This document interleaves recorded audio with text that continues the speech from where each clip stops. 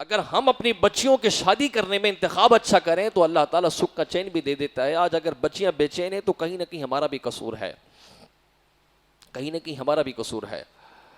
باپ نے اپنی بچی کی پرورش اچھی کی لیکن وہ یہاں مار کھا جاتا ہے کہ بچی کی محبت میں اتنا آگے نکل جاتا ہے کہ وہ یہ بھی نہیں دیکھ پاتا کہ آیا کہ یہ کیا کر رہی ہے. اور بعض بچے والدین ایسے بھی ہوتے ہیں کہ جو اپنی بچی کو کھلی آزادی دے دیتے ہیں, کوئی روک ٹوک نہیں کرتے, اور دنیا میں اتنا مغموم کر دیتے ہیں کہ ان کی بیٹیاں سر عام ناچ رہی ہوتی ہیں, ہلا گلا کر رہی ہوتی ہیں, دوستیاں لگا رہی ہوتی ہیں, یونیورسٹی کے نام پر, کالج کے نام پر باپ کے سامنے دوست پال رہی ہوتی ہیں. باپ کو کچھ پرواہ نہیں ہوتی. باپ کہتا ہے ماڈرن زمانہ ہے بھائی, ماڈرن زمانہ ہے, نیو مائنڈیڈ کا نام دور ہے, نیو کلچر کا دور ہے. اگر بچی کسی کے ساتھ دوستی کر رہی تو کیا وہ مجھے اپنی بچی پر بھروسہ ہے؟ پھر وقت آگے دیکھتا ہے کہ وہی جس بچی کے بھروسے کے گن گایا کرتا تھا, باپ کی اس آزادی نے وہ وقت بھی لے کے آ جاتا ہے کہ بچی باپ کا منہ کالا کر دیتی ہے. ایسا بھی ہمارے معاشرے میں آیا ہے نا, یہ بھی سوسائٹی ہماری ہی سوسائٹی کا حصہ ہے نا. ہم بچی کو کچھ نہیں سکھا پاتے, شادی ہو جاتی ہے تو شوہر کو جوتوں کی نوک پر رکھتی ہے. نہیں پتا آپ کو میرا جس میری مرضی والی, یہ بھی تو کسی کی بیٹیاں ہی ہیں نا. جو اسلام کے خلاف بولتی ہیں, عورت مارچ کرتی ہیں, تو وہ بھی کسی نہ کسی کی بیٹی ہے, بہن ہے.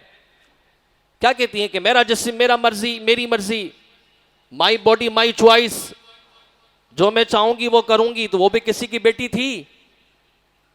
جو آج کہتی ہے کہ شوہر کے مقابلے میں کہ مجھے شوہر سے برابری کا حق چاہیے, کھانا خود گرم کرو, میں تمہاری نوکر نہیں ہوں, وہ بھی کسی کی بیٹی ہے نا. تو ان کو یہ سوچ کہاں سے آئی کہ میرا جسم میری مرضی والی؟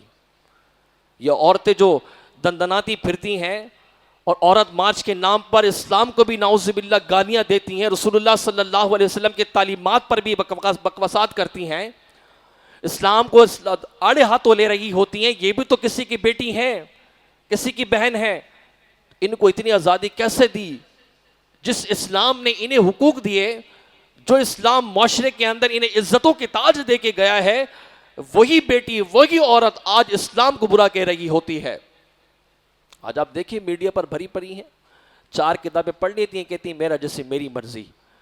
اور یہ دیکھیے دنیا کی عظیم بیٹی کیا کرتی ہے, حضور کی بارگاہ میں آتی ہیں, کہتی یا رسول اللہ, میرے آقا, میرے والد, گھر کا کام کرتی ہوں, بچوں کو سنبھالتی ہوں, تھک جاتی ہوں. ان کو معلوم تھا کہ میرے والد تو بڑا مقام ہے.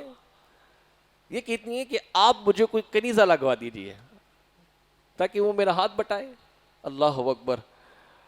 اس کائنات کے عظیم باپ کی تربیت دیکھیے. یہ نہیں کہتے بیٹا ہاں ٹھیک ہے لگوا دوں گا. وہ باپ بھی ذرا ہوش کے ناخن لیں جو بچیوں کی چھوٹی چھوٹی باتوں پر اپنے داماد کو نیچا دکھانے کے لیے بڑے بڑے نوکر لگا دیتے ہیں, گاڑیاں بھیج دیتے ہیں. وہ داماد بھی کچھ کرنے کا حق رکھے, اپنی بچی کو بھی صبر سکھائیں. میرے مصطفیٰ نے اپنی بچی کو کیسے صبر سکھایا تھا. ایک مرتبہ حضور کی بارگاہ کے اندر ایک روٹی آئی, کچھ چند پنیر کے ٹکڑے آئے, کچھ گوشت کے ٹکڑے آئے. میرے حضور نے روٹی دیکھی اور دیکھنے کے بعد ایک صحابی کو کہا جاؤ فاطمہ کو دیاؤ, کافی دن سے گھر میں فاقے چل رہے ہیں. یہ بھی تو میرے حضور کی تربیت تھی نا, یہ بھی تو بیٹی کو سکھایا تھا نا کہ بیٹا صبر کرنا ہے. وہ باپ بھی غور کریں کہ جو دنیا کی ہر آسائش اپنی بچیوں کو دے دیتے ہیں, اور اس کے بعد آسائش جب بچیاں لیتی ہیں تو بچیوں کے اندر بھی صبر کی ایک پیمانہ نہیں ہوتا, کیونکہ باپ کے گھر سے کبھی سیکھا ہی نہیں نے, نہ تعلیم دی. اور باپ بھی داماد کو نیچا دکھانے کے لیے سب کچھ کرتا چلا آتا ہے, تو پھر آخر کیا ہوتا ہے, طلاقیں ہو جاتی, گھر ٹوٹ جاتا ہے. لیکن میرے مصطفیٰ نے اس روٹی کے پنیر کو ٹکڑے کو دیکھ کر کہا تھا کہ فاطمہ کو دیاؤ, کافی دن سے گھر میں بھوکی ہے. اللہ اکبر. یہ کائنات کی عظیم بیٹی کی بات بتا رہا ہوں میں.